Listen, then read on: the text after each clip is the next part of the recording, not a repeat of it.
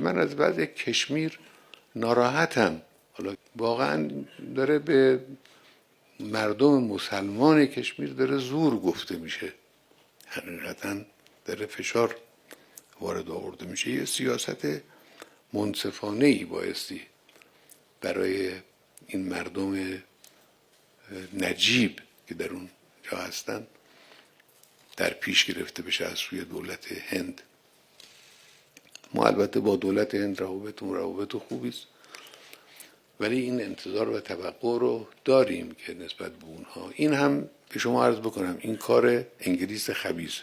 این زخمی است که در شبه قاره از سال 1947 انگلیس ها این زخم رو ایجاد کردن. از همون اول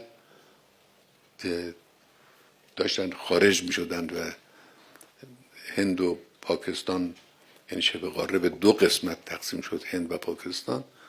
از همون وقت این زخم کشمیر رو اونا اینجا کاشتن و گذاشتن و تعمد در این قضیه داشتن که این زخم خوب نشه و همیشه بین این دو کشور مشکل و اختلاف و دعوا وجود داشته باشه. خب اینم عوارضشه دیگه، این فشارهایی که روی مردم میاد.